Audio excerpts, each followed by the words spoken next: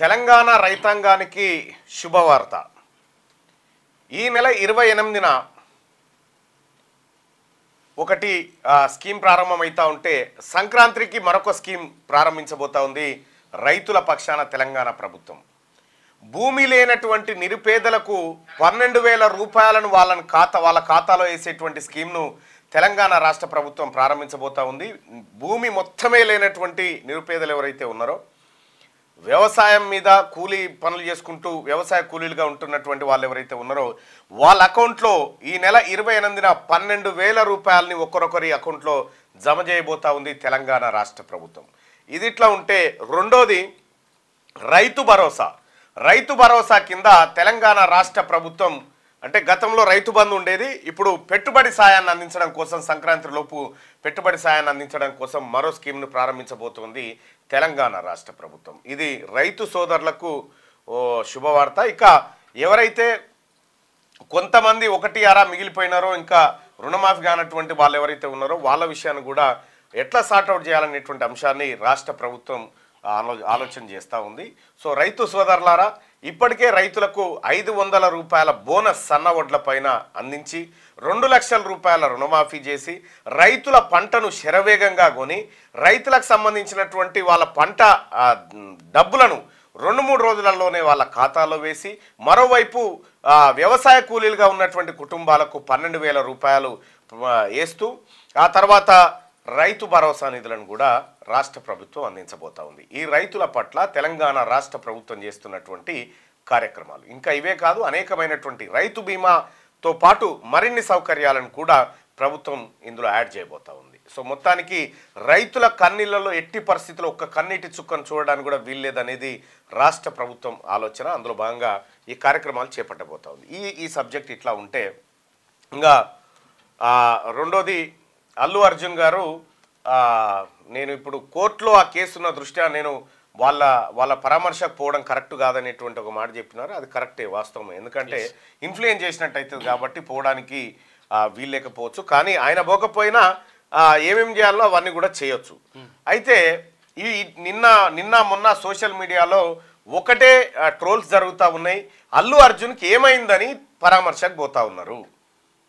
అల్లు అర్జున్ గారికి ఏమైందని పరామర్శకు పోతున్నారు. వారం 10 రోజుల నుంచి ఒక బిడ్డ ఆసుపత్రిలో కొట్టుమిట్టాడుతూ చావు బ్రతుకుల మధ్య ఉంటే అతన్ని పరామర్శించడానికి రానటువంటి సినీ కళాకారులంతా అల్లు అర్జున్కి ఏదో జరిగిపోయినట్టుగా, ఆయన అగ్నిపర్వతం ఆయన మీద పడేది ఉంటే పక్కకు తప్పుకున్నట్టుగా ఇట్లా పోయి పరామర్శలు చేయడం వల్ల సినీ పరిశ్రమ నవ్వుల పాలయ్యేటువంటి పరిస్థితికి వచ్చింది. ఇవాళ ఆ హాస్పిటల్లో ఉన్నటువంటి బిడ్డ ఎవరైతే ఉన్నారో మరో 2 వారాలు గడిస్తే కానీ చెప్పలేమనే దారుణమైనటువంటి పరిస్థితికి ఉంది. అంటే అక్కడ ఒక వీడియో నేను చూసిన, 12 గంటలు ఆ పిల్లగాని వాళ్ళ నాయన, ఆ అల్లు అరవింద్ వాళ్ళ మనమడు ఉండగా ఈ అర్జున్ వాళ్ళ కొడుకు, నాన్న 12 గంటలు లేకపోతేనే గింటి గల్మ కాడ వేడి చేసి ఎదురు చూసుకుంటా డాడీ వస్తున్నాడు. మరి పిల్లగానికి తల్లే లేదు కదా మొత్తం శాశ్వతంగా. ఇంకో పాప ఏమంటుంది, మా అమ్మ ఊరికి పోయిందని ఉంటుంది. మా అమ్మ ఊరికి పోయింది, నా అన్ననేమో అన్నకు జ్వరం వచ్చింది, అమ్మ ఊరికి పోయింది, వస్తారని చెప్తా ఉన్నది. ఇప్పుడు ఏం సమాధానం చెప్దాం వాళ్ళకి? సో సినిమా హీరోలారా, సినిమాల మందం హీరోలైనటువంటి మీరు నిజ జీవితంలో హీరోలుగా మారాలంటే ఆదర్శంగా నిలబడండి. అల్లు అర్జున్ దగ్గర పోయి పరామర్శకు పోతారా మీరు కూడా? ఏమైందని పరామర్శ నీవు గీరిండా, గిచ్చిండా, కొరికిండా, ఇవ్వడం ఏమని చేసినా ఏమైంది అంటే చట్టాలు మా మీద పనిచేయొద్దు, మా మీద వర్కౌట్ కాదనేటువంటి రీతిలో మీ వ్యవహారం ఏదైతే ఉందో ఇది మంచి పద్ధతి కాదు. ఇవాళ తెలంగాణ రాష్ట్రంలో సినీ పరిశ్రమ వేళ్ళూనుకొని ఉందంటే, సినీ పరిశ్రమ ఈ స్థాయిలో ఉందనంటే అది కాంగ్రెస్ పార్టీ ప్రభుత్వాలు చేసినటువంటి కార్యక్రమాలు. ఇవాళ మీకు స్టూడియోలకు స్థలాలు ఇచ్చి, మీరు చెన్నైలో ఉంటే చెన్నారెడ్డి లాంటి వాళ్ళు తీసుకొచ్చి మిమ్మల్ని ఇక్కడ అకామిడేట్ చేసి అన్ని రకాల సౌకర్యాలు కల్పించి సినీ పరిశ్రమను డెవలప్ చేసింది ఇక్కడ కాంగ్రెస్ పార్టీ ప్రభుత్వాలు. సో దాన్ని మీరు పద్మాలయ స్టూడియోలు పెట్టుకుంటారు, మీరు అన్నపూర్ణ స్టూడియోలు పెట్టుకుంటారు, మీరు రామానాయుడు స్టూడియోలు పెట్టుకుంటారు, అగ్వకే భూములు తీసుకొని మళ్ళీ మీదకి వెళ్ళి కాంగ్రెస్ పార్టీ ప్రభుత్వం మంచిది కాదు, అరెస్ట్ చేస్తూ ఉంది, కక్ష సాధింపులు అని చెప్తా ఉన్నారు. ఇవాళ ఎవరన్నా అట్లా మాట్లాడాలి. చట్టాన్ని మీరు ఎక్కిరించినట్టు మాట్లాడాలి, ప్రభుత్వాలను ఎక్కిరించినట్టు మాట్లాడితే మాత్రం ఎట్టి పరిస్థితుల్లో ఊరుకునేది లేదు. చేతనైతే పోరి ఆ పిల్లగాడు చనిపోయినటువంటి చావు బతుకుల మధ్య కొట్టుమిట్టాడుతున్న పిల్లగాడి దగ్గరికి పోయి పరామర్శించిరా పోరి. ఆ పసి హృదయం మీద ఎన్ని కాళ్ళు పడ్డాయో, ఆ పసి హృదయం మీద కడుపు మీద ఎంతమంది దొక్కిరో పోయి పరామర్శించిరా. టికెట్ తీసుకొని సినిమాకి పోయిరు వాళ్ళు, సినిమాకి వాళ్ళు పుణ్యానికి రాలే, టికెట్ తీసుకొని పోయిరు వాళ్ళు. చిరంజీవి గారు మీరు కూడా చెప్పండి, వాళ్ళకి చెప్పండి, ఈ కొత్తగా వచ్చిన పిల్లలందరికీ చెప్పండి, అరే బాబు మనం ప్రజలతో ఇట్లా ఉండాలని చెప్పి ఓ మాటగా చెప్పండి. మీ మాట కూడా పెద్ద మనిషి మీరు. ఇది ఇట్లా జరుగుతుంటే మళ్ళా ఆ మోహన్ బాబు ఇంట్లో మళ్ళీ చక్కెర పంచాయతీ.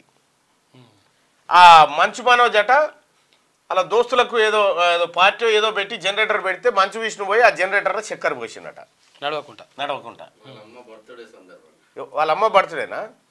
వాళ్ళ అమ్మ బర్త్డే సందర్భంగా దోస్తులకు ఏదో చేస్తా ఉంటే జనరేటర్ సపోర్ట్ అవుతుందని చక్కెర పోసి వచ్చినట విష్ణు. ఈ ఇంజన్లో చక్కెర పోస్తే కథమే, ఇక పెట్రోల్ బ్యాంకులో చక్కెర పోస్తే బండి కూడా నడవదు, బండిలో పోస్తే కూడా కథమే. ఇక అటువంటి పరిస్థితి. అంటే ఆయన పార్టీ మీద చక్కెరి. ఈ మళ్ళా రాత్రి కీసరాడుకుంటారట, కయా బియా అనుకుంటారట, నేను పోలీస్ స్టేషన్కి పోతాను మళ్ళీ వస్తున్నా. అది ఒడుస్తలేదు, తెగుతలేదు. ఏది అంతరంగాల సిరివెల్ లెక్క కాదు, వాళ్ళ నాయన పేరేంది? భక్తవత్సల నాయుడు. కాదు ఈయన మోహన్ బాబు గారి పేరు భక్తవత్సల నాయుడు. అవునా? ఒరిజినల్ పేరు అదే, భక్తవత్సల నాయుడు ఆయన పేరు. ఇది అది అట్లా అయితే ఉంటే ఆయనని ఏది లోగో తీసుకొని నెత్తివాళ్ళ కొట్టిండు కదా మన రంజిత్ అనేటువంటి బిడ్డని. నిన్న మళ్ళా ఆయన పోయిన మోహన్ బాబు పోయి క్షమాపణ చెప్పి సారీ అని చెప్పి ఏదో ఇక చేసి వచ్చిండట. అది సరే, ఏది చేసినా కూడా ఈ సినిమా ఊళ్ళ పంచాయతీతోని తలకాయ నొప్పి అవుతా ఉంది, లేందో గోస అవుతా ఉంది. ఈ రాష్ట్రంలో ప్రజలంతా ఎటుపోవాలి, ప్రజల సమస్యలు ఎటుపోవాలి? సినిమాలలో అదే లొల్లా, బయట అదే లొల్లా. మీది పుష్ప 1, 2 చూసిరు, 3 నిన్న మొన్న చూపెట్టిరు, అంతే. ఇక 4 వస్తుందేమో, ఇక 4వది వస్తుంది మళ్ళా. సినిమాలు అందులో కూడా విలన్లే. దొంగతనం చేసేటోడు హీరో ఎట్లయితాడా? ఎర్రచంద్రం దొంగతనం చేసేటోడు హీరో ఎట్లయితాడా? మా దొంగ, మా మంచి దొంగ, పెద్ద దొంగ అన్నట్టు అట్లా అనుకునే పరిస్థితికి వచ్చింది. ఈ తమాషాలు నాటకాలన్నీ బంద్ చేసి ఎవరి పని వాళ్ళు చేసుకోరు. ఇక ఇంకా బీఆర్ఎస్ పార్టీతో కుమ్మక్క అవుతాం, కేటీ రామారావుకు నోటీసులు రాగానే మేము ఇరుసుక పడతాం, ఇవి బంద్ చేయరి. రాజకీయాల సంగతి మాకు వదిలేరి, సినిమాల మందం మీరు ఉండరు. సినిమాలకు మేము వచ్చేది లేదు, రాజకీయాలకు మీరు వచ్చేది లేదు. ఇప్పుడున్న పరిస్థితిలో రైట్గా అదట్లో పెడితే ఒక్కసారి హుజూరాబాద్ నియోజకవర్గంలో ఉన్నటువంటి బీసీల పరిస్థితిని చూద్దాం. హుజూరాబాద్ నియోజకవర్గం గురించి మనందరికీ తెలిసిందే. అక్కడి నుంచి ఈటల రాజేందర్ గారు 5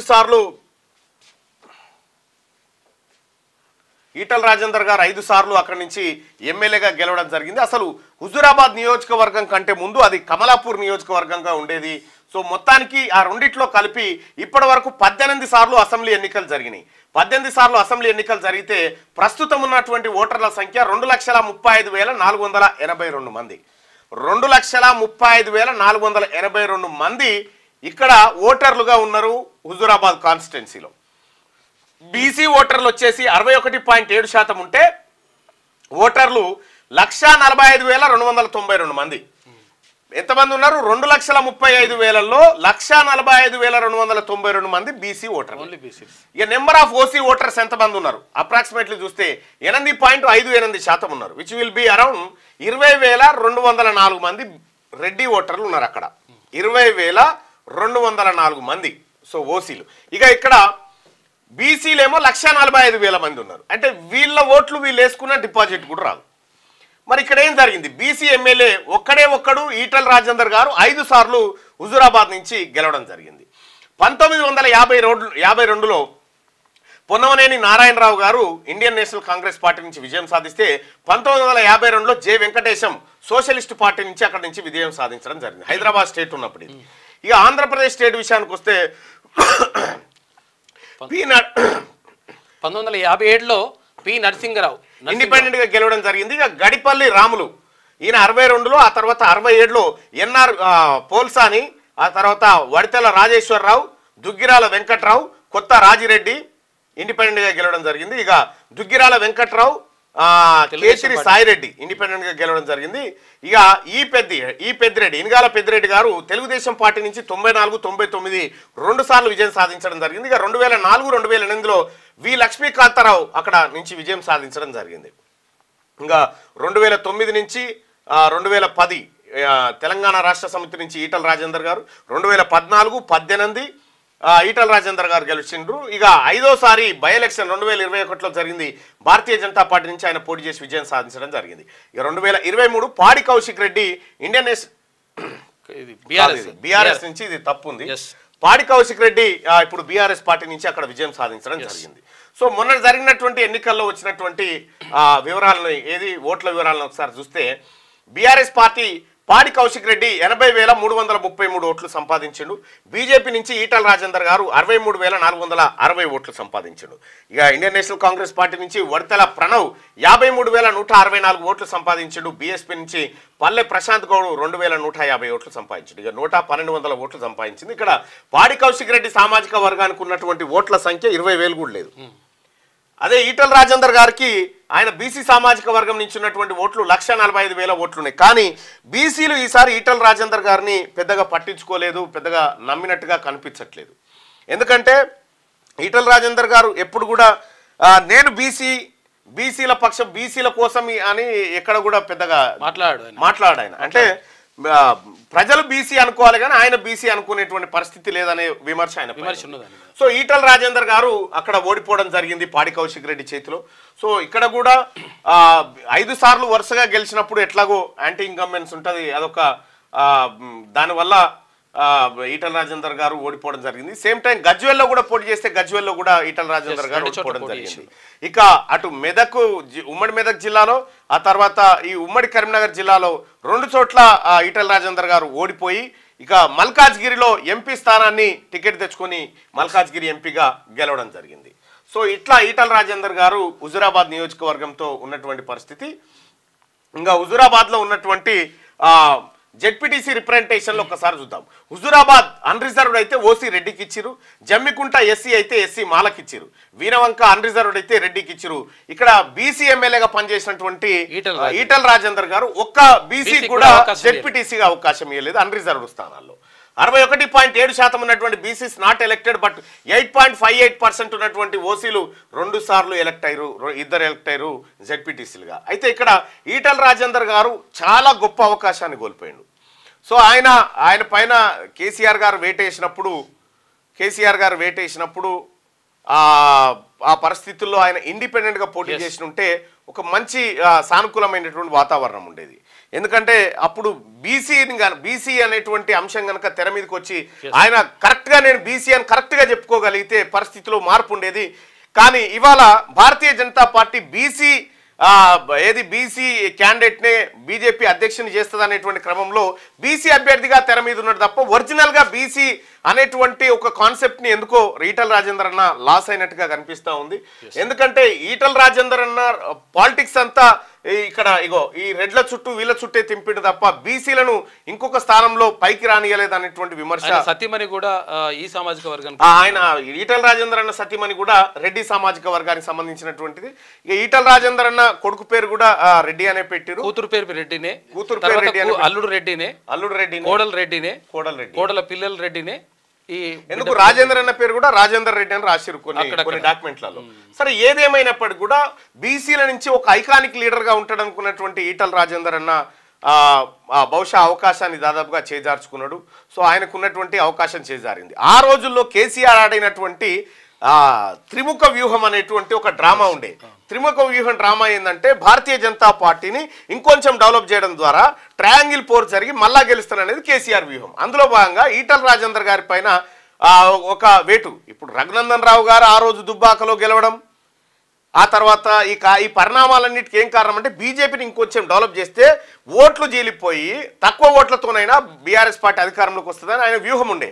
అందులో భాగంగా ఈటల రాజేందర్ గారిని ఏ పాయింట్ మీద నొక్కిండు, ఆయన పొరంబొక్కు భూములను ఆక్రమించుకున్నాడు, దేవరయంజాల దగ్గర పొరంబొక్కు భూములను ఆక్రమించుకున్నాడు అనేటువంటి ఆరోపణల నేపథ్యంలో రైతులతోని ప్రత్యేక లైవ్లు పెట్టించి మంత్రివర్గం నుంచి బర్తరాఫ్ చేసి పంపించిండు. సో ఇక్కడ కాంగ్రెస్ పార్టీలోకి చేరదామంటే అప్పుడు కాంగ్రెస్ పార్టీ అధికారంలో లేదు, ఇండిపెండెంట్గా ఉంటే ఆస్తుల వ్యవహారం ఉంది.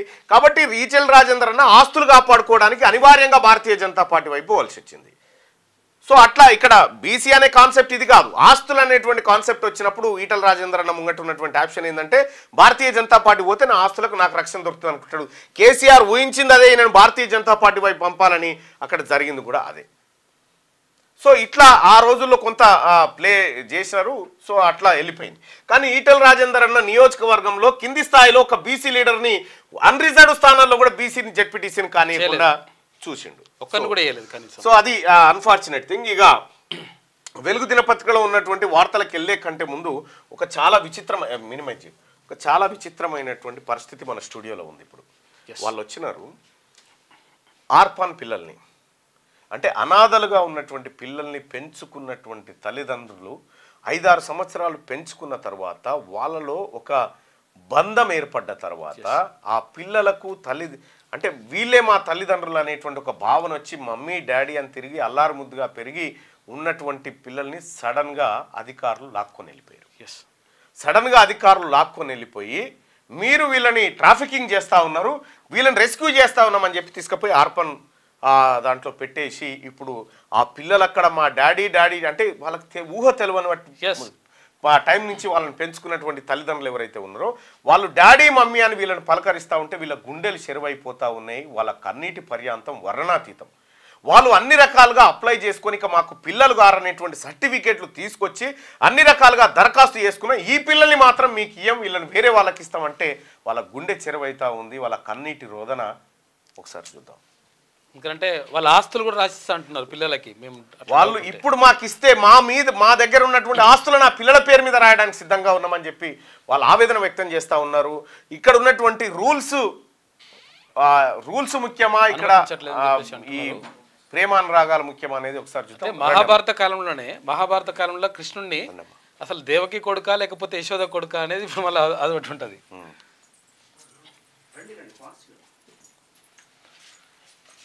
వీళ్ళంతా కూర్చో రమ్మా, ఇటుకుడు రండి అక్క,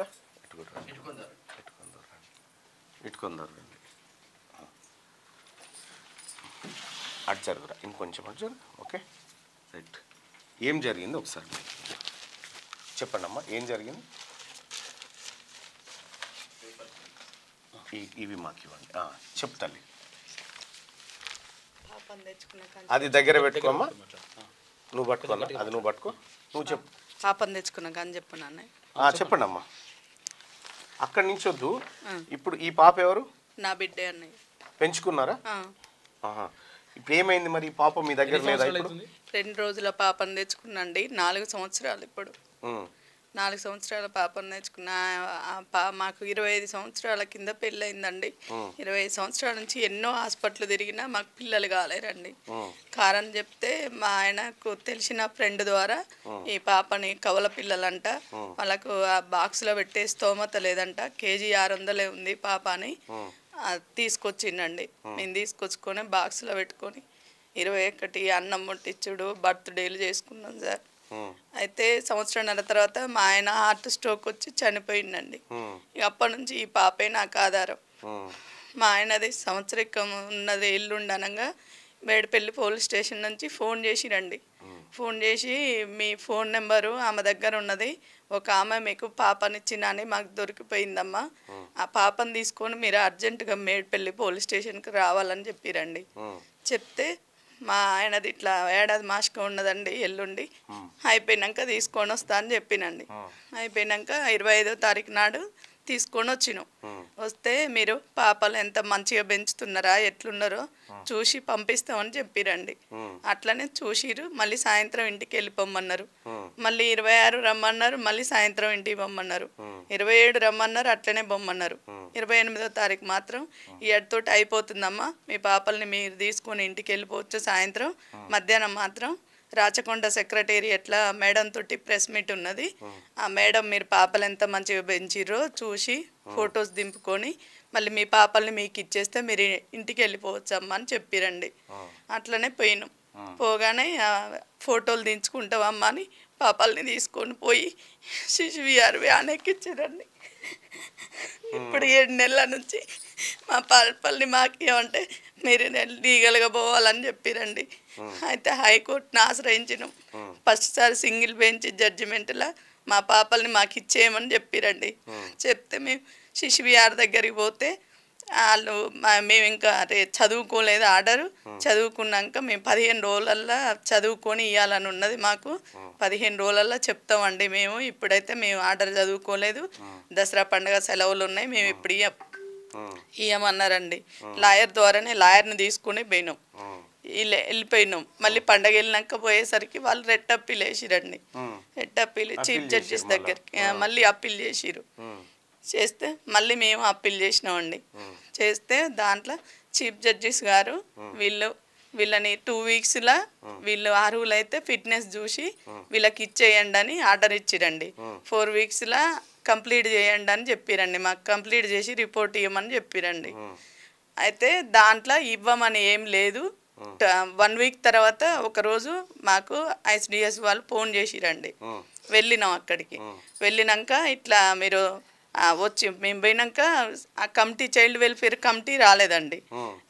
రాలేదు మరి మేము సాయంత్రం దాకా వెయిట్ చేస్తున్నామని అడిగితే ఐసిడిఎస్ వాళ్ళు ఇంతియాజ్ సార్ గారు మీరు వాళ్ళు మిమ్మల్ని రమ్మన్నారు, కమిటీ మాత్రం రాలేదు, మేమేం చేయమండి వెళ్ళిపోండి అని చెప్పిరండి. మేము వచ్చినాం. వచ్చిన తర్వాత మళ్ళీ ఇయ్యట్లే పేపర్ ప్రకటన ఇచ్చిరండి. మా పిల్లల్ని మేము ఫ్రీ అడాప్షన్ పెడుతున్నాం ఇచ్చిరండి. ఫ్రీ అడాప్షన్ పెడుతున్నారని ఇస్తే మళ్ళీ మీ పిల్లల్ని వేరే వాళ్ళకి అని పేపర్ ప్రకటన అంటే వేరే వాళ్ళకి ఇస్తామని చెప్పలేరు కానీ తల్లిదండ్రులు ఉంటే రండి, రాకపోతే అడాప్షన్కు పెడుతున్నాం అని వేరే వాళ్ళకి ఇస్తున్నాం అని చెప్పిరండి. మీరు చెప్పండి అమ్మా, ఎన్ని రోజులైంది మీరు ఎట్లా? నేను తీసుకుంది డాక్టర్ గారి దగ్గర అండి. శోభారాణి గారు డైరెక్ట్గా ఇచ్చారు మాకు. అది మేము పెంచుకొని 9 days బాబుని అనమాట. అన్ని వ్యాక్సినేషన్స్ కూడా చూపిస్తానండి. మొత్తం చిన్నప్పటి నుంచి వ్యాక్సినేషన్స్ కూడా అన్ని వేయించాను సార్. ఇదిగోండి వ్యాక్సినేషన్ లిస్ట్ అన్ని కూడా వేయించాను. ఒకరోజు మేము ఈ వ్యాక్సినేషన్ చేయించుకున్న తర్వాత పోలీస్ స్టేషన్ నుంచి ఫోన్ వచ్చింది. ఫోన్ వస్తే మీరు బాబుని తీసుకురండి అని చెప్పారు. బాబుని తీసుకుని వెళ్తే మే 22 నుంచి మేము పోలీస్ స్టేషన్లోనే ఉన్నాం. మే 22 అంటే పోలీస్ స్టేషన్లో ఉండి 5 రోజుల దాకా మమ్మల్ని ఉంచారు, పొద్దు నుంచి సాయంత్రం దాకా. మే 28వ రోజు కూడా చెప్పారు అన్నమాట పిల్లల్ని తీసుకెళ్ళిపోవచ్చు మీరు అని చెప్తే సరేనండి అని రాచకొండ కమిషనర్ ఆఫీస్ దగ్గర తీసుకెళ్ళి సేమ్ అంతా ఇదండి బాబు ఇప్పుడు 1.5 years 3 సంవత్సరాలు బాబుకి కళ్ళు అక్కడికి వచ్చారు. పల్లెటూరే సార్. అయితే కళ్ళు అక్కడికి వచ్చి పెళ్లిగాని అమ్మాయి అని ఇచ్చింది. పెళ్లిగాని అమ్మాయికి పుట్టింది కాబట్టి పెళ్లిగాని అమ్మాయి పుట్టింది కాబట్టి వాళ్ళకి అంటే కష్టమవుతుంది. పెళ్లిగాని అబ్బాయి మీకేం ప్రాబ్లం ఉండదు అని అన్నది.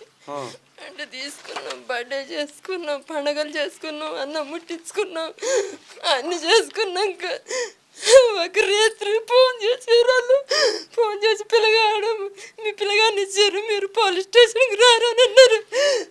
5 రోజులు చెప్పారు. 5 రోజులు చెప్పినాక నా కొడుకుని నీ అమ్మని అనుకుంటూ తిట్టాను. పోలీసు వాళ్ళు కూడా తిట్టినాక ఇవాళ మీకు ఏం పర్వాలేదు, మీ పిల్లలు మీకు వస్తారు అని అక్కడ తీసుకుపోయారు. తీసుకుపోయి యానకి ఇచ్చినాక నా కొడుకు అద్దాల నుంచి 10 వాళ్ళు కట్టుకుని రావాలని అద్దాలు నేను కొట్టినాక మొన్న 5 నెలల తర్వాత పోయినా. 5 నెలల తర్వాత పోయినాక నిన్ను కొడతా, నువ్వు ఇచ్చినవని నేను కొడతా నన్ను అంటాడు. అలా అలా నాన్న పెడతాడు సార్. మా కొడుకు మాకు రాని మేము బతకలేం సార్. నా కాడ అదేరు సార్. మేము అన్ని పండుగ చేసుకున్నాం. మేము మేడారు ఇక్కడ నా గాడలు కూడా కోసుకుంటాం సార్. మేము మంచిగా చూసుకుంటాం సార్. ఆడలేదు మేము బతకలేము సార్. మేము పిల్లలు లేదు బతకలేదు సార్. మాకు దేవుడు పిల్లలు లేదు సార్. మేము కమ్మాలా అన్ని తిరిగి వచ్చినాం సార్. కమ్మల తిరిగి వచ్చా మీకు పని చేసుకున్నాం సార్, మాకు పెళ్లి కానీ అమ్మాయి అని చెప్పింది సార్. మీ ఎంత మోసపోకపోదు సార్, మీ కష్టాలు పడపోదు సార్. ఈ ఎన్నెళ్ళ నుంచి ఇబ్బంది పడుతున్నాం సార్. అలా నారైతే తట్టుకోలేకపోతాండి సార్. అసలు పిల్లల్ని తీసుకోగానే సీతక్క దగ్గర పోయినాం. అమ్మ మా పిల్లల్ని తీసుకున్నారు, మా పిల్లల్ని మాకు ఇప్పించండి అమ్మ అని పోయి సీతక్క గారు కాళ్ళ మీద తట్టుకోలేకపోతాడు సార్. అన్నాను నాన్న అనిపిస్తాడు సార్, నాన్న బాధపడతాడు సార్. అలా నాన్నకి పని చదువుతుందని పోయింది సార్ వీళ్ళే. సీతక్క గారి దగ్గర పోయి సీతక్క కాళ్ళ మీద పడ్డాం. అందరం తల్లులు అందరం పోయి కాళ్ళ మీద పడతాం. అమ్మ నేను మాట్లాడతాను ఎమ్మటే వాకటి కరుణమేయడానికి వాళ్ళకు ఫోన్ చేసి పిలిపించి నేను సాయంత్రం సీఎం గారి మీటింగ్ ఉన్నది నేను మాట్లాడి చెప్తానని చెప్పిరు సార్. చెప్పినాక తర్వాత మళ్ళీ 4 రోజులైనా మమ్మల్ని పట్టించుకోవట్లేదని మళ్ళీ నేను స్వయంగా సీతక్క దగ్గరికి ములుగుపోయి కలిసిన సార్. ములుగుపోయి కలిస్తే అమ్మ ఇదంట పెద్ద ఇష్యూనట, నేనేం చేయలేను, మీ గురించి మేమేం చేయలేము, మీరు కోర్టు ద్వారా లీగల్గా తెచ్చుకోవడానికి చేయరమ్మా అని చెప్పిన సార్. చెప్తే మేము కోర్టుకి వెళ్ళినాం. కోర్టుకి వెళ్తే ఇక ఫస్ట్ ఆర్డర్ అట్లా వచ్చింది సార్. రేవంత్ అన్న చుట్టూ 7 రోజులు రేవంత్ అన్న చుట్టూ తిరిగినాం సార్. తిరిగితే అక్కడ ఆ సారు శంషిద్దుని సారు సంగీత సత్యనారాయణ రెడ్డిని కలవని చెప్పారు సార్. అక్కడికి వెళ్ళినాం. పొంగులేటి శ్రీనివాసరెడ్డి అన్న దగ్గరికి మంత్రి క్వార్టర్స్లో ఒక రోజు కలిసినాం, సెక్రటేరియట్లో ఒక రోజు కలిసి లెటర్లు ఇచ్చుకున్నాం సార్. దయచేసి రేవంత్ రెడ్డి అన్న, సీతక్క నువ్వు కింది స్థాయి నుంచి ఎదిగి వచ్చిన నువ్వే మా బాధలు పట్టించుకోకపోతే మా బాధలు ఎవరు పట్టించుకొని మా పిల్లలు ఇస్తారు అక్క. దయచేసి మా పిల్లల్ని మాకు ఇప్పించండి, మీకు పుణ్యం ఉంటుంది. నా బిడ్డ లేకుండా పిల్లలు ఉన్నారని చెప్పారు సార్. 3 ఆడపిల్లలు ఉన్నారు అన్నారు. అంతకుముందుకే 3 పాపలు. ఈ పాప 4th పాప. వాళ్ళు పెంచలేకుండా ఉన్నారు అని చెప్పి ఇచ్చినారు సార్. అయితే వాళ్ళ పేరెంట్స్ ఉంటే చెప్పండి, వాళ్ళతోనే మేము మాట్లాడి లీగల్గా అయినా సరే తీసుకుంటామంటే వాళ్ళు ఏమన్నారు ఏజెంట్ వాళ్ళు అంటే వాళ్ళ పేరెంట్స్ మీ పేరెంట్స్ ఇద్దరు ఒకవేళ ఎక్కడైనా మళ్ళీ మీట్ అయితే పాపకి ప్రాబ్లం అవుతుంది, వాళ్ళని మీకు చూపియము, ఎట్లాంటి ప్రాబ్లం ఏమి ఉండదు అని చెప్పి ఇచ్చినారు సార్. పాపకి అట్లా ఎట్లాంటి అంటే లీగల్గా తీసుకోవడానికి గవర్నమెంటే అనుమతిస్తుంది. మీరు ఒక్కొక్క విధంగా మీరు చేసినటువంటి ఏది మీకు కళ్ళు కాంపౌండ్ కార్డు ఇచ్చిపోవడం కానీ తర్వాత అయితే ఇచ్చిరు కరెక్టే అమ్మా. కాకపోతే ఏంటంటే ఇది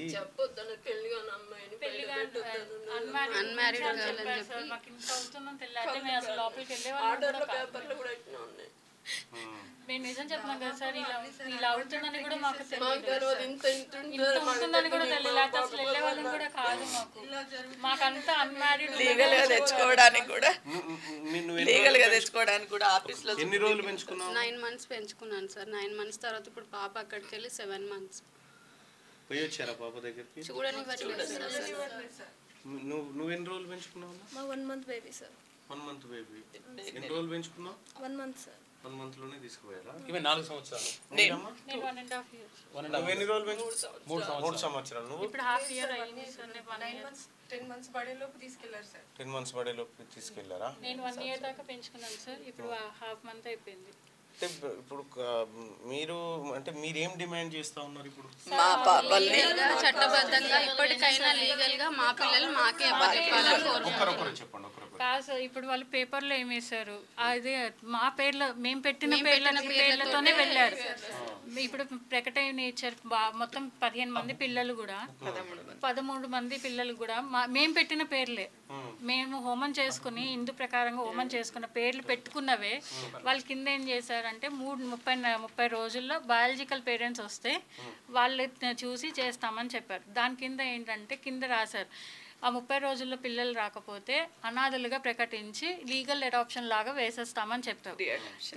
ఫ్రీ అడాప్షన్ అదేదో మాకే వాళ్ళు ఏంటంటే వాళ్ళు చట్టప్రదంగా ఏమి ఎలిజిబుల్ అని చెప్పి కార్ అప్లికేషన్ కూడా చేసాం సార్.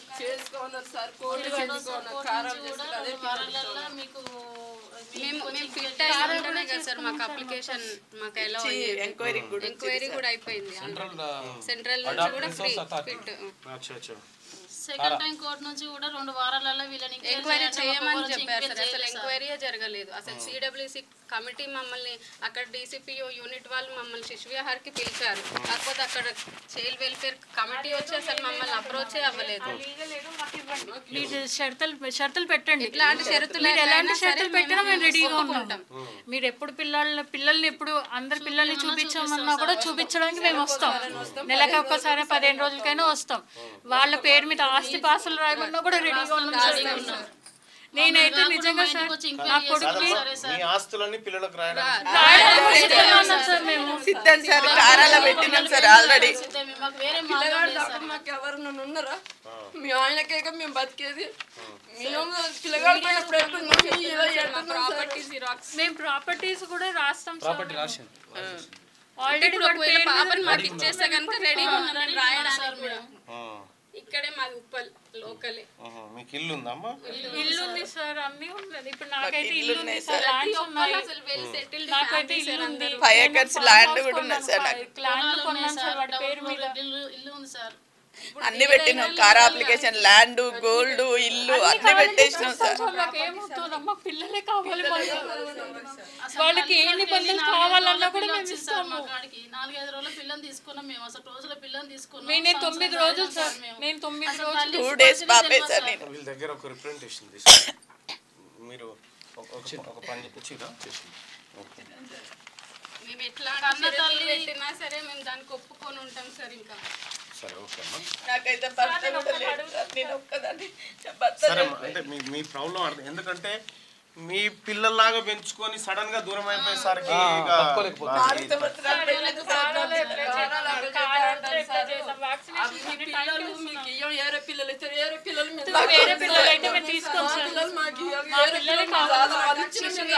తీసుకెళ్లే ముందు రోజు కూడా పాపకి చెకప్ అయింది సార్. మా దగ్గర నుంచి 28వ తారీఖు మేలో తీసుకెళ్లినారు. అంత ముందు రోజు డాక్టర్ దగ్గర కూడా చెకప్ చేయించుకున్నాం సార్. ఆ తర్వాత 19కి వేయించాను. నా తర్వాత వ్యాక్సినేషన్ చేయించాలి సార్ నా కొడుకు. ఇప్పుడు వ్యాక్సినేషన్ వేస్తున్నారు కూడా. ఎక్కడ శిశు విహార్లో ఉన్నారు?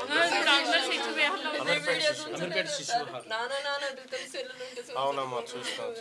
అక్కడ వెనకాల పిల్లలు ఆడుతున్నారు చూస్తున్నారు సార్. అవకాశం ఉంటే మొన్న పిల్లల్ని చూపించాలి సార్. గుంజుకుంటుంటే ఇట్లా పట్టి గుంజుకుంటే వాళ్ళు పీక్కపోతుంటే పట్టుకోండి, మమ్మీ నాకు చిన్న మమ్మీ కావాలి, మమ్మీ నువ్వు కావాలి మమ్మీ అని ఒకటే. కొట్టినా నేను పడతా, బయటకు వచ్చి కొట్టినా నేను పడతా సార్. నా కొడుకు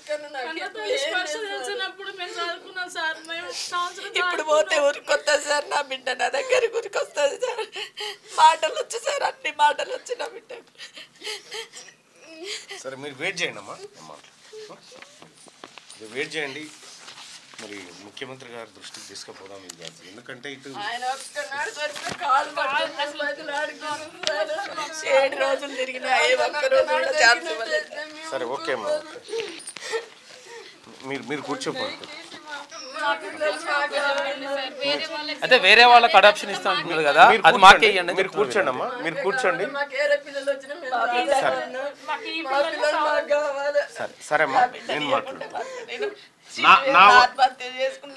నా వంతు ప్రయత్నం చేస్తా తల్లి, నా వంతు ప్రయత్నం చేస్తా. ఒక ఆయన గుండె ఆగిపోయి చచ్చిపోయింది. ఒక ఆయన పేరెంట్స్ అంటే తీసుకుపోయిన తర్వాత పిల్లలు వచ్చిన తర్వాత ఇప్పుడు కూడా వీళ్ళు ఇవ్వను అంటారు అని చెప్పి ఆయనకి అదే హార్ట్ అటాక్ తో చచ్చిపోయారు. సరే అమ్మా, మీరు కూర్చోపోండి అట్లా కూర్చోపోండి. సో ఇది సీతక్క గారు. ఇప్పుడు మనకేమో మనం రూపొందించుకున్నటువంటి చట్టాల ద్వారా సరే ట్రాఫికింగ్ని ఎట్టి పరిస్థితుల్లో ఎంకరేజ్ చేయకూడదు, అది ఎవరు చేసిరు అనేది ఎటు పెడితే.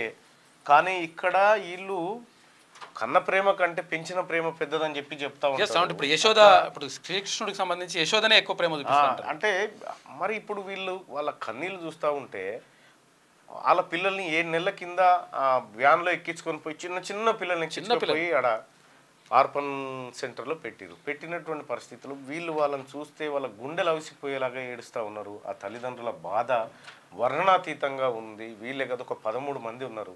ఈ 13 మంది 7 నెలల సంధి తిరగని ఇల్లు లేదు, ఎక్కని మెట్టు లేదు, ఏమీ లేదు. అసలు మా ఆస్తులన్నీ మేము రాసిస్తాం సార్, మాకు ఆ పిల్లల్ని ఇవ్వండి అని చెప్తా ఉన్నారు.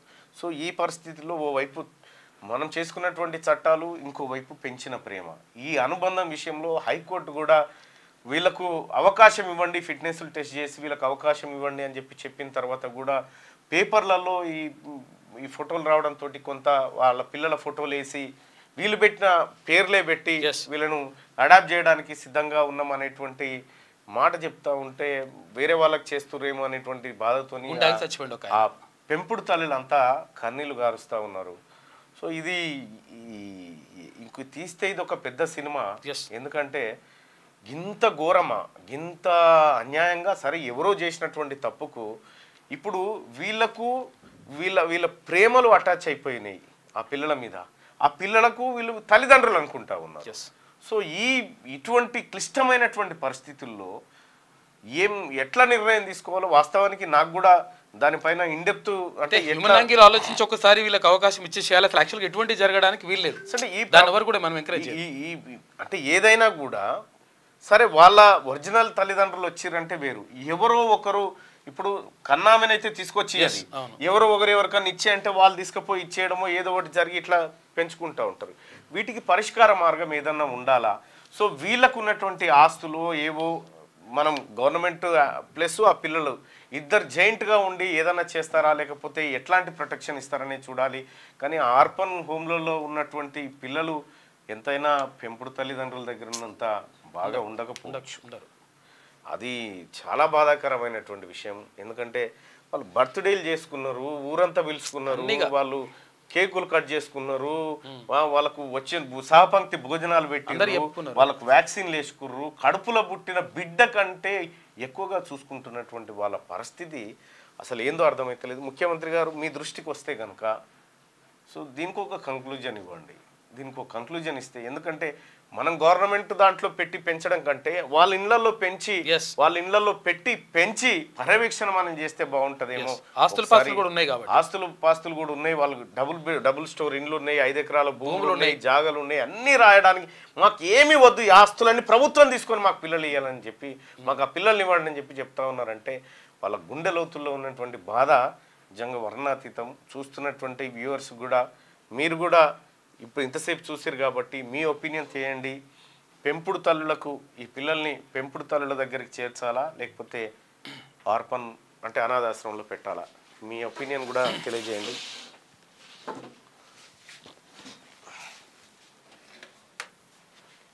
ఇక ఈ విద్యుత్ సంస్థల కొద్దిగా నేను ఆల్రెడీ చెప్పిన, ఎవరికి మంత్రి గారికి చెప్పిన, మీరు ఇవి కొద్దిగా పెట్టడం బంద్ చేయండి భయ్. ఎందుకంటే ప్రతిరోజు పెడతా ఉంటే మిగతా వాళ్ళకి ఛాన్స్ ఉండొద్దా? మిగతా వాళ్ళు కూడా ఆర్టిజన్ సోదరులకు కూడా చెప్తా ఉన్నా. మీ అంశాన్ని మంత్రి గారి దృష్టికి తీసుకపోయినా అని చెప్పిన.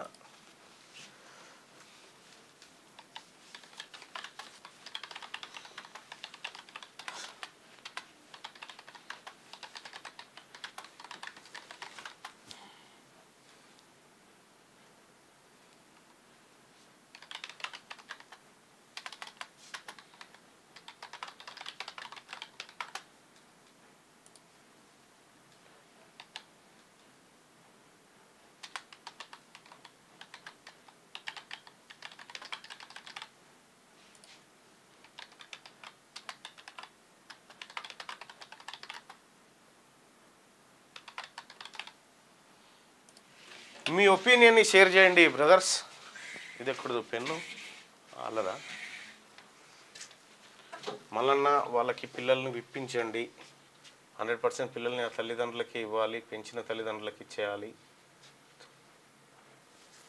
ఎందుకు ఇస్తలేదో చెప్పాలి అంటే న్యాయస్థానాలు పెంచే ఎందుకు ఇవ్వట్లేదు కూడా ఒక మాట చెప్తే అయిపోతుంది వాళ్ళకి. కొన్నిసార్లు ఈ విషయంలో మనం సుదర్శన్ అన్న నీకు కూడా చెప్తా ఉన్నా, అంటే నాకున్నటువంటి చిన్న ఎక్స్పీరియన్స్తో చెప్తా ఉన్నా. కొన్నిసార్లు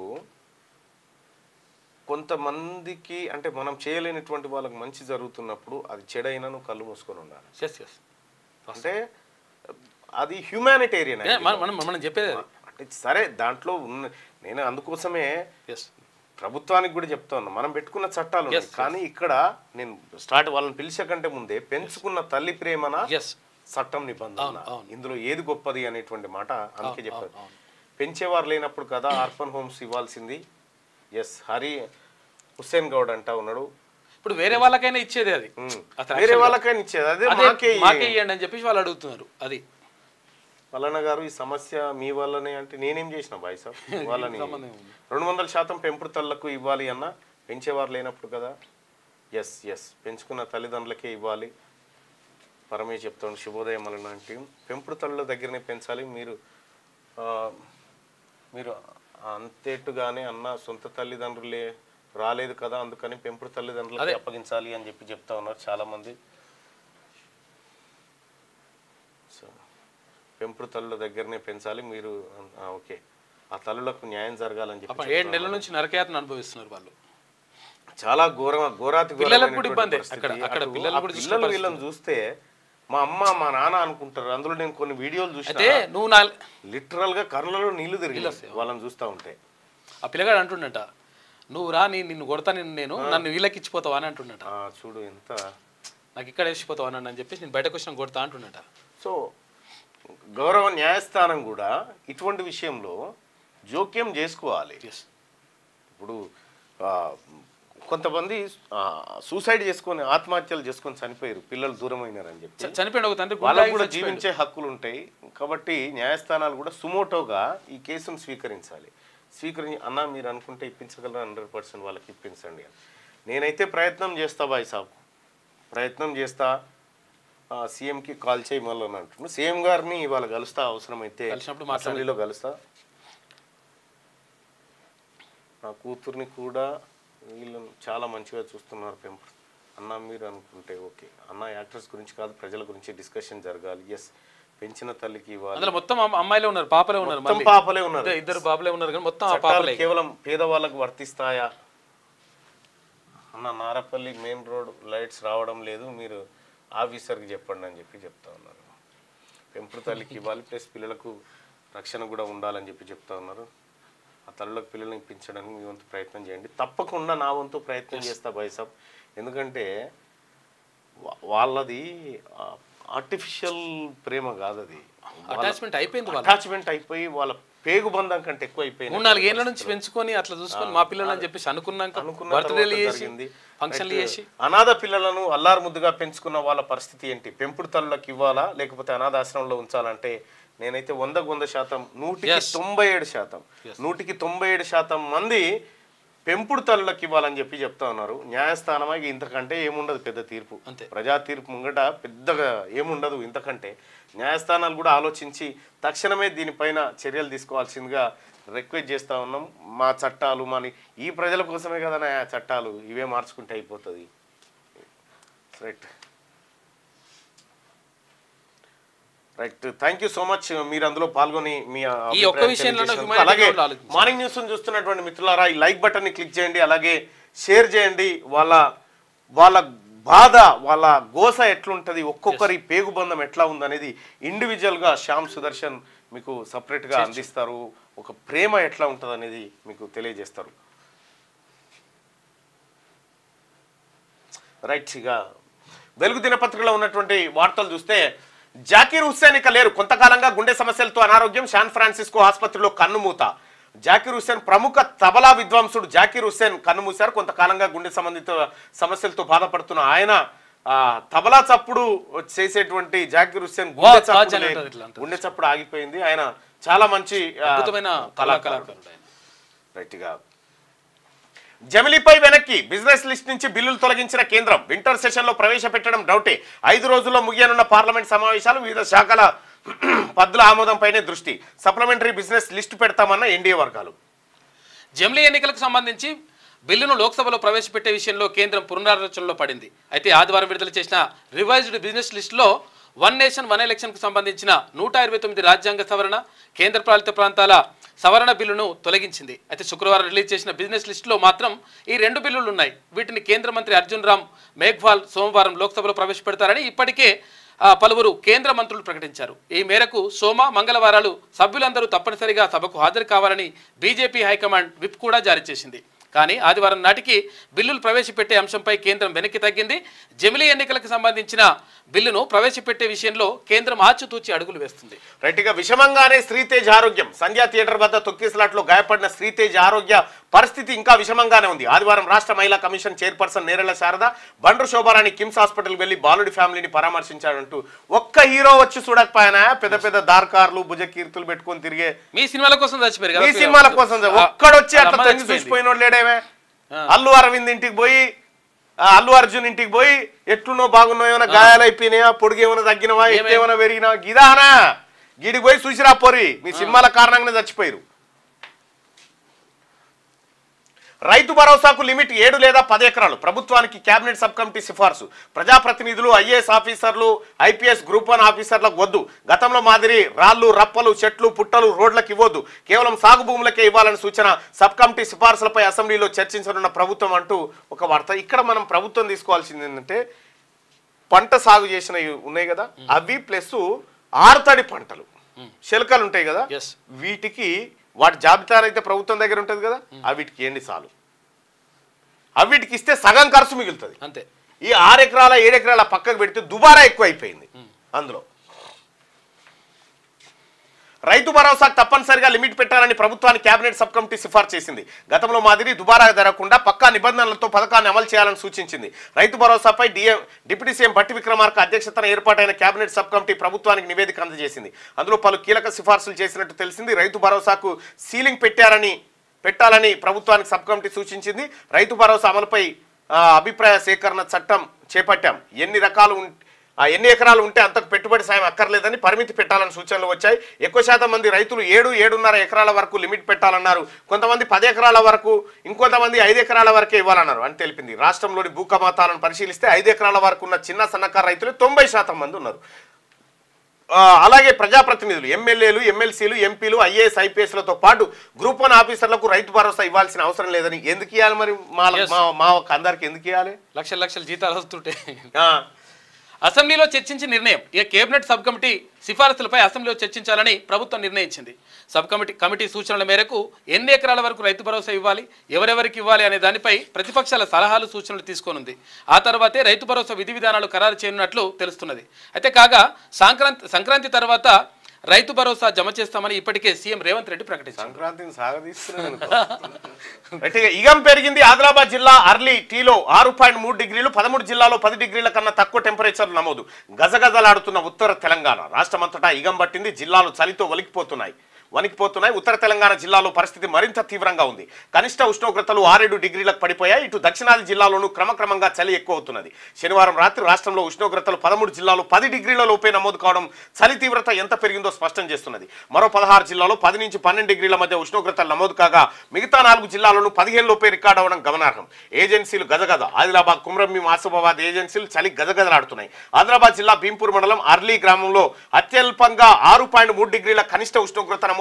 నిర్మల్ జిల్లా మామడలో 6.6, కుమ్రంభీం, ఆసిఫాబాద్ జిల్లా తిరియాన్లో 6.7, సంగారెడ్డి జిల్లా కోయిర్లో 6.8 డిగ్రీల మేర టెంపరేచర్లు రికార్డ్ అయ్యాయి. గజగజ వణుకుతా ఉన్నారు. చిన్నపిల్లలకు, వృద్ధులకు రగ్గులు, వెచ్చదనం ఉండేలాగా ప్రయత్నం చేయాలి అందరు కూడా. ఎందుకంటే బాగా ఇగం అయితే చలి మామూలుగా పెడతలేదు. అవును, ఇంకా ఈ 2 రోజులు ఎక్కువ ఉంటుందంట. ఇవాళ రేపు ఇంకెక్కువ ఉంటుందంట. ఇక గృహజ్యోతితో 1500 కోట్ల లబ్ధి. రాష్ట్రంలో 50 లక్షల కుటుంబాలకు గృహజ్యోతి పథకం కింద సగటున నెలకు 1000 రూపాయల వరకు ఆదా అవుతుంది. ఇలా పథకం ప్రారంభమైనప్పటి నుంచి ఇప్పటి వరకు లబ్ధిదారులకు 1550 కోట్ల రూపాయల లబ్ధి జరిగిందంట. ఏదైతే ఉచిత కరెంటు ఇళ్లకు ఇస్తురో ఇప్పటికి 1500 కోట్ల రూపాయలు ఈ ఉచిత కరెంటు పేరు మీద ఈ పేదవాళ్ళ బిల్లులని రాష్ట్ర ప్రభుత్వం కట్టింది. 1500 కోట్ల రూపాయలు. ఇప్పటి గుడ్డు ధర పైకి పోతా ఉందట. ఒక్కో ఎగ్గు హోల్సేల్ ₹6.20, రిటైల్ 8 రూపాయలకు వచ్చిందట. నిరుడు ఇదే ₹1 ఉండే గుడ్డు. అవును, అప్పుడు ఓలి పండుగ గట్టిగా ఆడుకునేటప్పుడు ₹1 ఉండే. అవును, 10 రూపాయలు పెడితే 10 కోడిగుడ్లు వచ్చేది. ఇప్పుడు 8 రూపాయలకు కోడిగుడ్డట. నిరుడు ఇదే నెలలో గుడ్డు హోల్సేల్ ధర ₹5.50 ఉంటే గత 5 నెలల్లో ట్రే ధర 60 పైనే పెరిగింది. లేయర్ కోళ్ల రిప్లేస్మెంట్ లేకపోవడమే కారణం. క్రిస్మస్, న్యూ ఇయర్ వేడుకలతో పెరిగిన డిమాండ్. హైదరాబాద్లోనే రోజు 1 కోటి గుడ్ల వినియోగం. రాష్ట్రంలో తలసరి గుడ్డు వినియోగం ఏడాదికి 180 అట. రాష్ట్రంలో రోజుకు 3 కోట్ల వినియోగం. 3 కోట్ల గుడ్లు తింటున్నట ఒక రోజు. కోడిగుడ్డు ధరలు కొండెక్కాయి.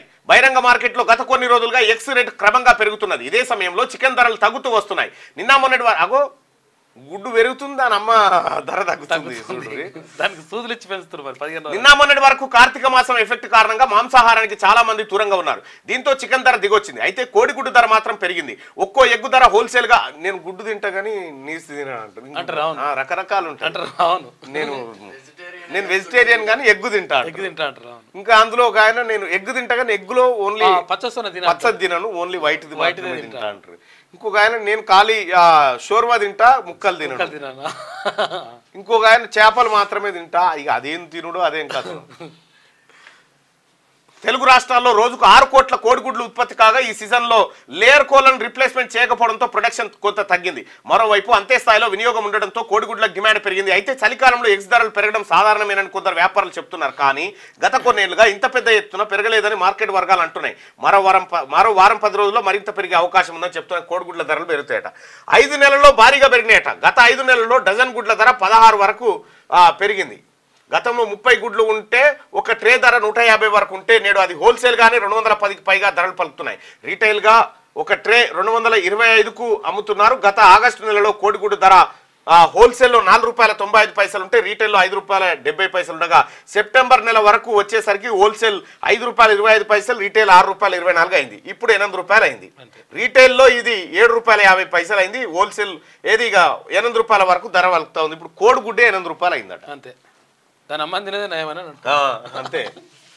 గ్రూప్ 2 ఎగ్జామ్ సగం మంది రాయలే. పేపర్ 1కు 46.75, పేపర్ 2కు 46.30% హాజరు. పేపర్ 2 రాయకుండానే 2419 మంది అభ్యర్థులు ఇంటిదారి. వికారాబాద్ జిల్లాలో ఫోన్తో పట్టుబడిన అభ్యర్థి కేసు నమోదు. నేడు పేపర్ 3, పేపర్ 4 ఎగ్జామ్స్ కూడా ఇవాళ ఉండబోతా ఉన్నాయి. గ్రూప్ 2 ఎగ్జామ్స్ కి సగం మంది రాయలేదట. పాట ఉన్నంత కాలం గద్దర్ బతికే ఉంటాడు. మీ ఇంటికాడ మీ కేసీఆర్ కలుస్తానికి వస్తే గల్మకాడు ఉండేగా, 3 గంట అయితే బతికి ఉండకపో. ఆడ 3 గంటల ఎర్రటి ఎండల కూర్చున్న పెట్టిరు. గద్దర్ను చంపి గద్దర్ పాటను బతికిస్తారట వీళ్ళు. చూసుకో, గద్దర్ను చంపి గద్దర్ పాటను బతికిచ్చే రకం వీళ్ళు. గద్దర్ బతికే పాట ఉన్నంత కాలం గద్దర్ బతికే ఉంటాడు. ఆయన ఒక్క పాట 100 ఉపన్యాసాల సారమని హరీష్ రావు గారు. ఆహా, మీ నోటి నుంచే పొగిడాలి. పొగిడితే మాటలంటే మాటలతోటి అన్ని. గద్దర్ పోరాట చరిత్ర భావితరాలకు తెలియాలి. ఆడ కూర్చున్నది కూడా తెలిసింది. ప్రగతి భవన్ ముంగట ఎర్ర టెండాల 3 గంటలు కూర్చున్న పెట్టి చూడు, అప్పుడు తెలిసింది. ఆయనపై తీసే డాక్యుమెంటరీకి సాయం అందిస్తా నువ్వా. సిద్దిపేటలో విగ్రహాన్ని ఏర్పాటు చేసుకుందామని పిలుపు. ఇక మెల్లగా దిగొస్తున్నాడు చూడే. మళ్ళా గద్దర్ తానికి వస్తుండు. గద్దర్ వీళ్ళందరినీ తన్నిపోయినటువంటి బ్యాచ్ మళ్ళా ఇప్పుడు. ఎందుకంటే కౌలు కళాకారులకు 9 మందిని కాంగ్రెస్ పార్టీ ప్రభుత్వం గౌరవించుకుంది కదా. మేము ఇన్ని రోజులు చేయకపోతే మీ పని కనీసం గద్దరన్న బొమ్మ పెట్టినా మళ్ళీ గజరెక్కుదామని ఇలా ఆశ. అట్లా శంషాబాద్ ఇంకా ఇక దళిత ముఖ్యమంత్రి వాడికి అయిపోయింది. ఇప్పుడు బీసీ ముఖ్యమంత్రి అని దిగుతారు చూడు. తీస్తారు నడుస్తుంది. శంషాబాద్ ఏఐ ఎయిర్పోర్ట్ దేశంలోనే తొలి విమానాశ్రయంగా రికార్డు. ఆర్టిఫిషియల్ ఇంటెలిజెన్స్ ద్వారా ఆపరేషన్స్. తర్వాత ఎయిర్పోర్టు ప్రిడిక్టివ్ ఆపరేషన్ సెంటర్ ఏర్పాటు, రద్దీ సెక్యూరిటీ చెకింగ్ వంటి వాటిపై విశ్లేషణ. అందుకు అనుగుణంగా ఎయిర్లైన్స్ సంస్థల సిబ్బందికి సూచనలు. తగ్గునున్న ప్రయాణికుల చెక్ ఇన్ టైం అంట. ఇక తొలిసారిగా శంషాబాద్లోనే ఏర్పాటు. 28న రైతు కూలీలకు మొదటి విడత సాయం 6,000 చొప్పున అందజేస్తాం.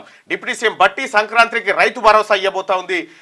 భూమి లేని పేదలకు 2 విడతలుగా 12,000 రూపాయలు ఇవ్వబోతుంది కాంగ్రెస్ పార్టీ ప్రజాప్రభుత్వం. ఇక ఆంధ్రజ్యోతి వివరాలు ఒకసారి చూద్దాం. రోజుకు 16 గంటల ఉపవాసంతో నత్తనడకన జుట్టు పెరుగుదల. ఇంటర్మీడియట్ ఫాస్టింగ్ పై తాజా అధ్యయనాల్లో వెల్లడి. ఎలుకలు 49 మంది యువకులపై పరిశోధన. 3 గ్రూపులుగా విడగొట్టి పర్యవేక్షణ. రోజుకు 16 గంటలు ఉపవాసం ఉంటే నత్త నడకన పెరుగుతుందట జుట్టు. నిద్ర. Slow speed corridor outer ring road పై టోల్ నిర్వహణ అస్తవ్యస్తం. టోల్ బూతుల్లో పనిచేయని బూమ్ బారియర్స్, భారీగా నిలిచిపోతున్న వాహనాలు, ఎగ్జిట్ రోడ్లు నిండిపోయి ORR పై వరకు చేరికలు. ఇక 20 వాహనాలు దాటి ఆగితే ఉచితం. అయినప్పటికీ గేట్లు ఎత్తని సిబ్బంది. 20 వాహనాలు లైన్ గా ఉంటే టోల్ గేట్ ఫ్రీగా ఎత్తేయాలి. ఇక అంతే, రూపాయి కూడా తీసుకోవద్దు, ఎత్తేసేయాలి. అది నిబంధన. 10 గేట్లకు 3-4 సిబ్బందితోనే సరి. 1-2 లైన్లలోకి దూసుకొస్తున్న భారీ వాహనాలు జరిమానాల విధింపు మాటే లేని వైనం. ఆంధ్రజ్యోతి క్షేత్రస్థాయి పరిశీలనలో స్పష్టం. ఇప్పుడు ఎక్కడైనా మీకు గూడూరు కాడ కానీ ఏమన్నా టోల్ గేట్ కాడ 20 వాహనాల కంటే ఎక్కువ ఆగినాయి అంటే ఫ్రీగా పంపించాల్సిందే. ఇది నిబంధన. నానగ్రామ్ కూడా వద్ద ఔటర్ రింగ్ రోడ్డుపై ఇది పరిస్థితి. వాహనాల రద్దీ ఉన్నప్పటికీ 11వ నెంబర్ లేన్ను మూసివేశారు. దీంతో మిగతా లేన్లలో వాహనాలు బారులు తీరాయి. ఒక లేన్లో 20 వాహనాలకు మించి ఉంటే రుసుము తీసుకోకుండానే వదలాలి. ఈ నిబంధన అమలుకు 100 మీటర్ల లోపే ఎల్లో లైన్ అని గీశారు. కానీ ఎవరు పట్టించుకోవడం లేదు. రాజేంద్ర నగర్ నుంచి శంషాబాద్ వెళ్లే మార్గంలో 1-2 లేన్లలోకి భారీగా వాహనాలు దూసుకొస్తున్న దృశ్యం. అయితే ఔటర్కు పైకి వచ్చే భారీ వాహనాలకు నిర్దేశించిన 3-4 లేన్లలో గరిష్ట వేగం 80 కిలోమీటర్లు. కానీ గరిష్ట వేగ పరిమితి 120 కిలోమీటర్లు ఉన్న కార్లు వెళ్లే 1-2 లేన్లలోకి వచ్చేస్తున్నాయి. దీంతో కార్ల డ్రైవర్లు ఇబ్బంది ఎదుర్కొంటున్నారు. భారీ వాహనాలు ఇలా రాకుండా టోల్ బూత్ల వద్ద బోర్డులు ఏర్పాటు చేయడం లేదు. అయితే ఈ 120 స్పీడ్ మీద పోయే కార్ల లైన్లలోకి భారీ వాహనాలు రాకూడదని లెఫ్ట్ సైడ్ భారీ వాహనాలు ఉంటాయి, ఇక్కడ గూడ్స్ ఉంటాయి, రైట్ సైడ్ ఏమో కార్లు ఉంటాయి. అవి దాంట్లో వ్యవసాయ కూలీల కేటా 12,000, ఆర్థిక సాయం అందజేతకు 28 శ్రీకారం, 6 నెలలకోసారి 6,000 పంపిణీ, అన్నదాతల కోసం 50,000 కోట్ల ఖర్చు. బీఆర్ఎస్ దుష్ప్రచారాన్ని ప్రజలు నమ్మరు. గత ప్రభుత్వం చేసిన అప్పులపై అసెంబ్లీలో చర్చ. కేటీఆర్ హరీష్లు సిద్ధమా? నాటి అప్పులపై శ్వేతపత్రం విడుదల చేస్తాం ఉప ముఖ్యమంత్రి బట్టి విక్రమార్క. ఇక ధరణి భూమాత కొత్త ROR చట్టం ముసాయిదా సిద్ధం. గురు శుక్రవారంలో అసెంబ్లీలో సవరణ బిల్లు నేడు కేబినెట్ లో ఆమోదించే అవకాశం. ధరణిలో పలు అంశాల్లో మార్పులు చేర్పులు. భూ సమస్యలన్నింటినీ తీర్చేలా కొత్త చట్టం. ఏ మాడ్యూల్లో దరఖాస్తు చేసిన పరిష్కారం. రైతులు అప్పీలుకు వెళ్లేందుకు ట్రైబ్యునల్. గ్రామకంఠం భూములకు విలువ. రుణాలు సాదా బైనామా భూములకు పరిష్కారం. ఉన్నతాధికారులతో సీఎం రేవంత్ రెడ్డి సమీక్ష. జాకీర్ హుస్సేన్ ఆరోగ్యం విషయం చనిపోయిండు. అదే ఇక హృద్రోగంతో అమెరికా ఆసుపత్రిలో చికిత్స పొందుతూ చనిపోయిండు. ఇక ఆయన లేరంటూ వదంతులు వార్తల్ని ఖండించిన కుటుంబ సభ్యులు అంటా ఉన్నారు. ఏందో మరి ఇది చూడాలి. ఈ వారమే జమిలీ బిల్లు పార్లమెంట్ లో ప్రవేశపెట్టనున్న కేంద్రం నేటి బిల్లుల జాబితాలో లేకపోవడంతో ప్రభుత్వం వెనక్కి తగ్గిందన్న ఊహాగానాలు.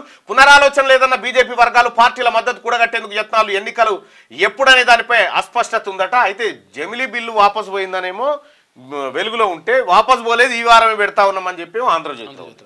15 రోజుల్లో సర్వే పూర్తి, ఇల్లు మంజూరు. 500 లోపు దరఖాస్తులున్న గ్రామంలో అమలు. పరిశీలన త్వరితగతిన పూర్తయ్యేలా ప్రణాళిక. నెట్ సమస్య ఉన్న చోట్ల ఆఫ్లైన్లో సర్వే. ఆ తర్వాత యాప్లో నమోదుకు చర్యలు. అన్ని జిల్లాల కలెక్టర్లకు సర్కార్ సూచనలు. లబ్ధిదారుల కోసం grievance cell toll free.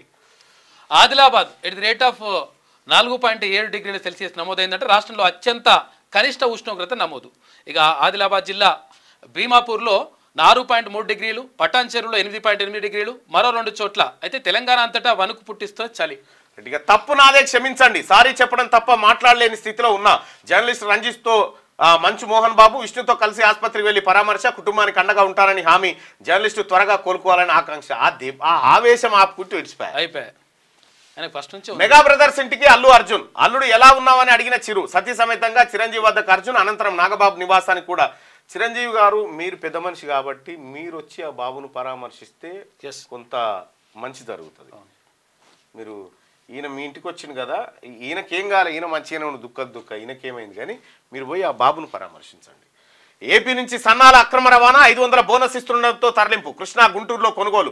91 లారీల్లో. Khammam జిల్లాలో పలు మండలాలకు 31 లారీలు వెనక్కి, మరో 60 లారీలకు సెస్తో ఓకే. రేషన్ బియ్యం ఇతర రాష్ట్రాలకు రైళ్లలో రవాణా చేస్తారు. సన్న ఓట్లకి బోనస్ ఇస్తున్నారని ఏపీ నుంచి కూడా ఓట్లు పట్టుకొస్తున్నట్టు. అట్లా కర్ణాటక నుంచి, ఏపీ నుంచి. ఇక సర్కారీ కార్పొరేట్ ఆసుపత్రి పిహెచ్సి నుంచి బోధనాసుపత్రుల దాకా హంగులు. రోగులను సాధారణంగా చేర్చుకుని చికిత్సకు చర్యలు. రిసెప్షన్, వైద్యుల గదులు, ల్యాబ్లు తెలిసేలా బోర్డులు. రోగులు గుర్తించేలా పిహెచ్సి సబ్ సెంటర్లకు బ్రాండింగ్. పోర్టల్తో ఒకే ప్లాట్ఫామ్ పైకి ప్రైవేట్లో అధ్యయనం. అధ్యక్ష రేసులో లేను. రాష్ట్ర పార్టీలో నియామకాలపై చర్చ కూడా జరగలే. నాకు బాధ్యతలు అప్పగిస్తారనేది ఊహాగానాలే. మంత్రి పదవి రూపంలో పెద్ద బాధ్యతలో ఉన్న తప్పుడు ప్రచారాలతో నాపై కుట్రలు పన్నుతున్నారు కేంద్ర సహాయ మంత్రి బండి సంజయ్ వ్యాఖ్యలు. గ్రూప్ 2కు 46% హాజరయ్యారు. ఆ వార్తను మనం ఇంత ముందుకే చూసుకున్నాం. కుప్పగూలిన కాంగ్రెస్ మీడియా విభాగం. హర్యానా, మహారాష్ట్ర ఎన్నికల్లో కీలక నేతల మధ్య సమన్వయ లోపం. జయరాం రమేష్ తీరుపై విమర్శలు వెలువెత్తున్నాయట. సరే, ఇక అదట్లుంటే ఒకసారి శనార్థి తెలంగాణ వార్తల్ని చూద్దాం. యూటర్న్. జమిలీ ఎన్నికలపై బీజేపీ వెనక్కంటూ క్వశ్చన్ మార్క్తో వార్త. ఈ నెల 12న 2 ఎన్నికల బిల్లులను కేంద్ర మంత్రి మండలి ఆమోదం. తాజాగా రివైజ్డ్ బిజినెస్ లో కనిపించని బిల్లులు. ఆచితూచి అడుగులు వేస్తున్న ఎన్డీఏ. ఈ నెల 20తో ముగియనున్న సమావేశాలు. ఇక శీతాకాలంలో బిల్లులు లేనట్టేనా అని ఒక వార్త. జమిలీ ఎన్నికలపైన ప్రధాన వార్తను మనం శనార్థి తెలంగాణలో చూడొచ్చు. ఓడించినా మార్పు రాలే. బీఆర్ఎస్ దౌర్భాగ్యపు పనులను చక్కదిద్దుతున్నాం. మీ పార్టీ నేతలను ఉసిగొల్పడం సమంజసమా?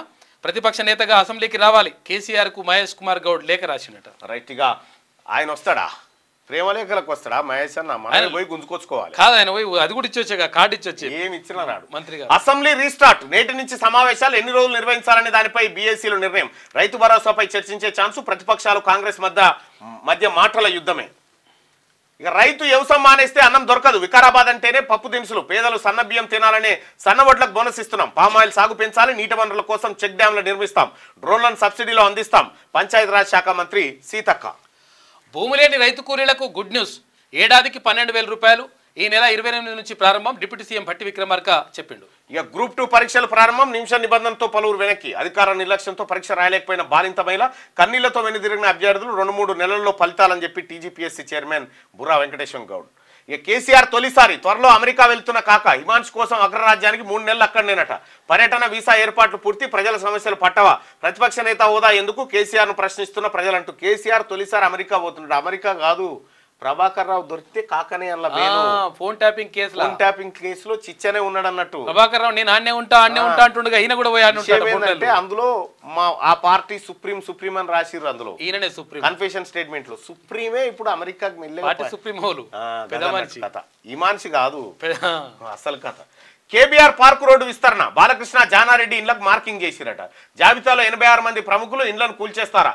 1100 కోట్లతో ప్రాజెక్టులు పూర్తి, మరికొన్ని రోజుల్లో టెండర్ నోటిఫికేషన్ అట. కేబీఆర్ పార్క్ చుట్టూ మార్కింగ్ చేసిరట. బాలకృష్ణ ఇంటికి, ఆ తర్వాత జానారెడ్డి గారి ఇంటికి మార్కింగ్ కూడా చేసిరట. ₹1 కోటి ఇవ్వాలి. బాధిత కుటుంబాన్ని అల్లు అర్జున్ ఆదుకోవాలి.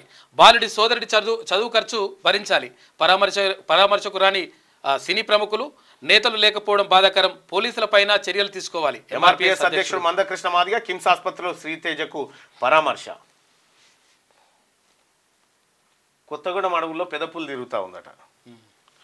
రైట్గా ఒకసారి దిశ పత్రికలో ఉన్న వార్తలు చూద్దాం. బిగ్ బాస్ 8 విజేత నిఖిల్ అంట. రన్నర్ గా నిలిచిన గౌతమ్ టైటిల్ విన్నర్ కు 55 లక్షల రూపాయలు ప్రైజ్ మనీ, తర్వాత కారు కూడా గిఫ్ట్ ఇచ్చిండ్రు. చెక్ అందజేసిన మెగా హీరో రామ్ చరణ్. ఈ విజయం నా తల్లికి అంకితం అని చెప్పేసి నిఖిల్ అంటున్నాడు. ఇక రగులుతున్న దక్షిణాసియా. భారతావని చుట్టూ అగ్నిగోళాలు. తీవ్ర సంక్షోభంలో బంగ్లాదేశ్, పాక్, నేపాల్, శ్రీలంక, మయన్మార్, మాల్దీవుల్లోనూ అల్లర్లు జరుగుతూ ఉన్నాయట. మాల్దీవుల్లో. సో ఇది స్పెషల్ ఎడిషన్ ఒకసారి చూడండి. ఇక పీసీసీ చీఫ్ 100 రోజులు పూర్తి చేసుకున్నాడు ఈ రోజుతో. పార్టీ ప్రభుత్వానికి మధ్య మంచి కోఆర్డినేషన్. మంత్రుల ముఖాముఖి, జిల్లా టూర్లతో పార్టీలో జోష్. వివాదాస్పద సెగ్మెంట్ లో రెగ్యులర్ గా మానిటరింగ్. గాంధీభవన్ వేదికగా ప్రతి సమస్య పరిష్కారానికి చొరవ చూపిస్తుండు.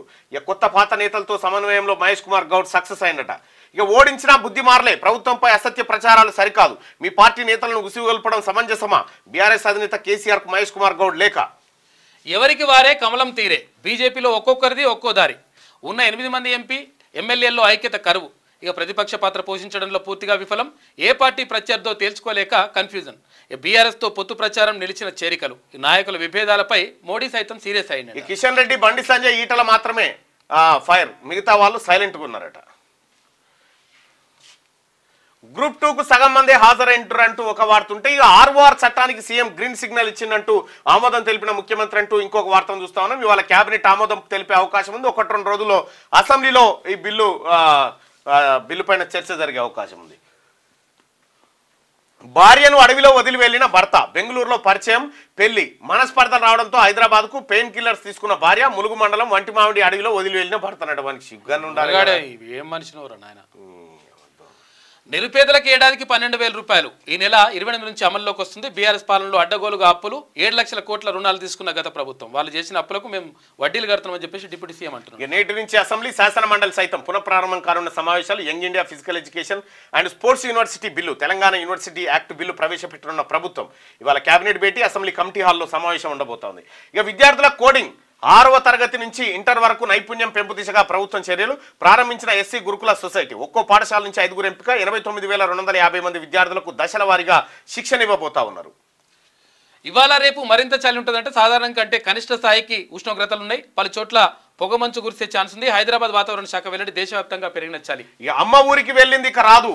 అమ్మ ఊరికి వెళ్ళింది ఇక రాదు. అన్నయ్య హాస్పిటల్లో ఉన్నాడు. వచ్చాక ఇద్దరం కలిసి స్కూలుకు వెళ్తాం.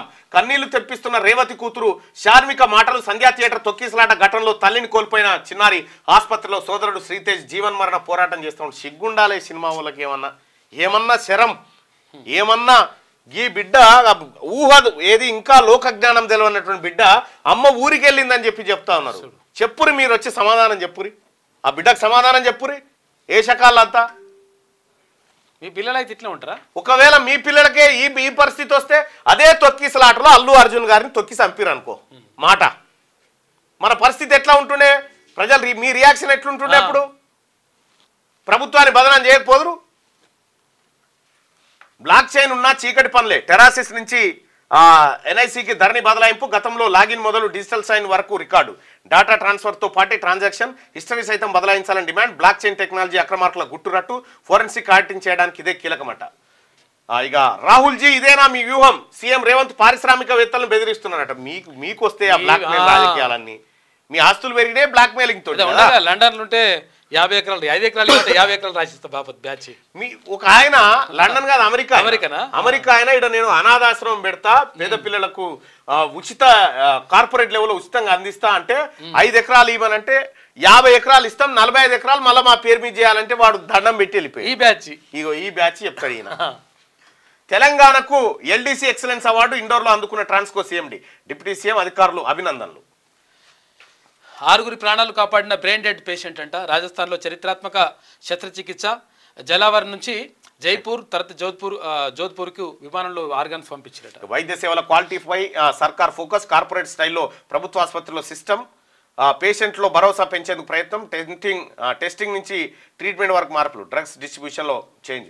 ఇక రైతుల ఆందోళన మరింత ఉధృతం. 16న ట్రాక్టర్ మార్చ్, 18న రైలు రోకో చేయబట్టబోతా ఉన్న. నిరసనలకు రైతు నేత సన్వర్ సింగ్ వందేర్ పిలుపు. ధర్నాలో పాల్గొనాలని రాకేష్ టికాయత్ గ్రూప్నకు లేక శంభు సరిహద్దులో నిర్వహించేందుకు నిర్ణయం చేసిరట.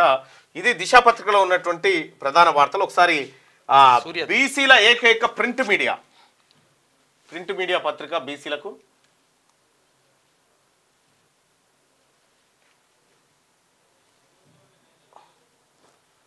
స్లోగా వస్తుంది.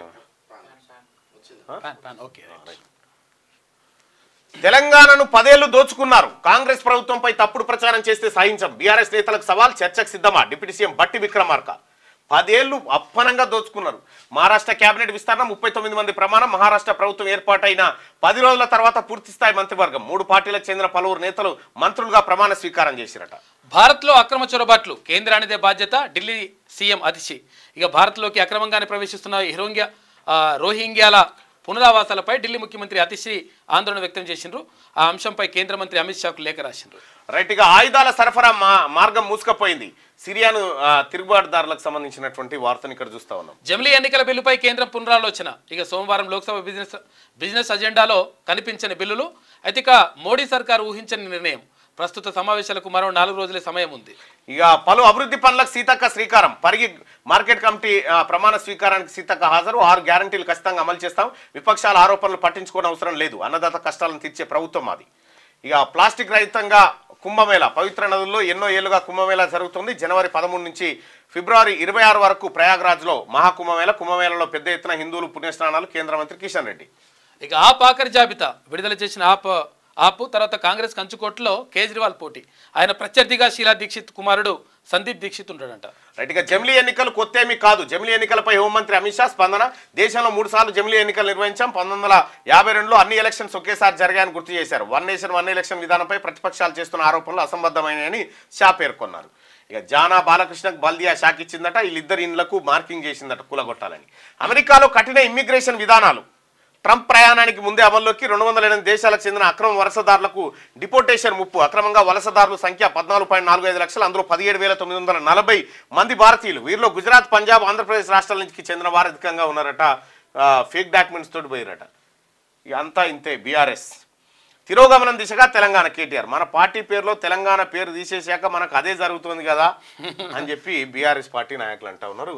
ఇది ఏకైక బీసీ ప్రింట్ మీడియా సూర్య దినపత్రికలో ఉన్నటువంటి వార్తలు. ఇక పల్లవి దినపత్రికలో ఉన్నటువంటి వార్తలు, మిగతా వార్తలందరినీ మన వల్ల అందిస్తారు.